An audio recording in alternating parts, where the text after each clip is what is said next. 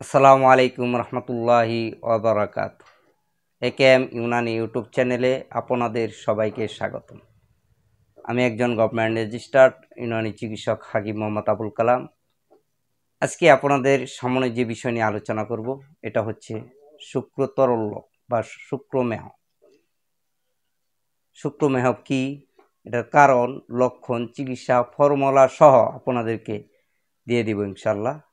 আপনারা ভিডিওটি শেষ পর্যন্ত দেখুন। যদি ভিডিওটি ভালো লাগে লাইক, কমেন্ট, শেয়ার, সাবস্ক্রাইব করতে ভুলবেন না। এমন ভিডিও পেতে যদি চান ফর্মুলা সহ, প্রস্তুত প্রণালী সহ, তাহলে আমাদের পাশে থাকুন। যাই হোক, আর কথা না বাড়িয়ে শুরু করা যাক। শুক্রমেহ কি বা এর কারণ কি?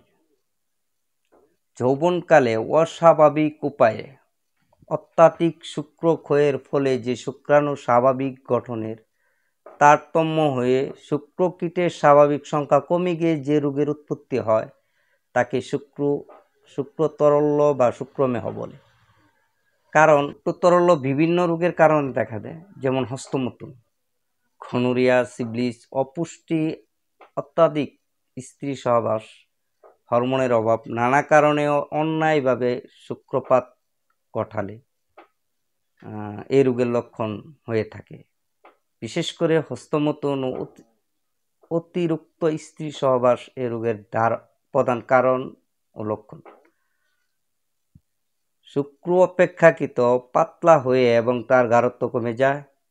শুক্রক্ষরণ বেশি হলে বুক ধড়ফড় করে, মাথা ধরা, চোখ বসে যাওয়া, কোষ্ঠীকাঠিন্য, কোমর ব্যথা, মেজাজ খিটখিটে হয়ে যায়, এর লক্ষণ প্রকাশ পায়। এমনকি সহবাসকালে দ্রুত বীর্যপাত হওয়া, অতিরিক্ত স্বপ্নদোষ, মলত্যাগকালে কুট দিলে তরল শুক্রাণুক্ষরণ, যৌন উত্তেজনা দুর্বল হয়ে পড়া, স্মৃতিশক্তি কমে যাওয়া, চোখে কালি পড়ে এবং দেহ দুর্বল হয়ে যায়। এটার মূলত চিকিৎসা হচ্ছে এই বদ অভ্যাসকে ভাত দিতে হবে।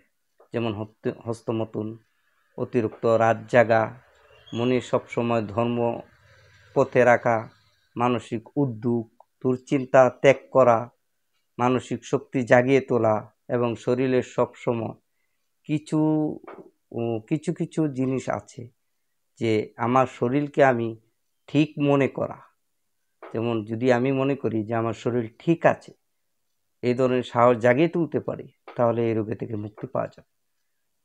তো এইসব রোগের থেকে মুক্তি পেতে হলে আমাদের যে ন্যাচারাল কিছু ফর্মুলা আছে আমি আপনাদেরকে দিয়ে দিচ্ছি, আপনারা টুকে নিন এবং নিজে প্রস্তুত করে, এমনকি নিজে ভেষজ সংগ্রহ করে, নিজে প্রসেসিং করে খাবেন ইনশাল্লাহ। আপনাদেরকে যে ভেষজগুলির নাম বলবো সেটা আপনারা লিখে নিন। প্রথমে নেবেন তাল মাখনা 500 গ্রাম, সমুদ্রের পাত 250 গ্রাম, কুকুর কাটার বীজ 500 গ্রাম, কালমুসলি 500 গ্রাম, শিমুল কষ 250 গ্রাম, তালমুলি 250 গ্রাম, চিনি 2 কেজি। সমস্ত উপাদান পরিষ্কার করে রোদে শুকিয়ে হামানদিস্তায় মিহি চূর্ণ করে 60 মেচের চালনিতে চেলে নিন। তারপর কাচের পাত্রে সংরক্ষণ করুন।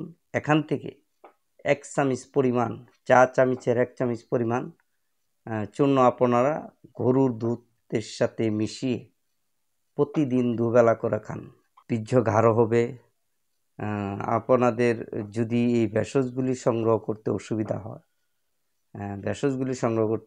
হয় আমাদের স্ক্রিনে দেওয়া নম্বরে যোগাযোগ করুন। আর যদি প্রস্তুতকৃত ওষুধ প্রয়োজন হয় স্ক্রিনে দেওয়া নম্বরে যোগাযোগ করতে পারেন। আমাদের কাছে প্রস্তুতকৃত ওষুধ আছে ইনশাআল্লাহ। আজকে এই পর্যন্তই। ভালো থাকবেন, সুস্থ থাকবেন। আল্লাহ হাফেজ।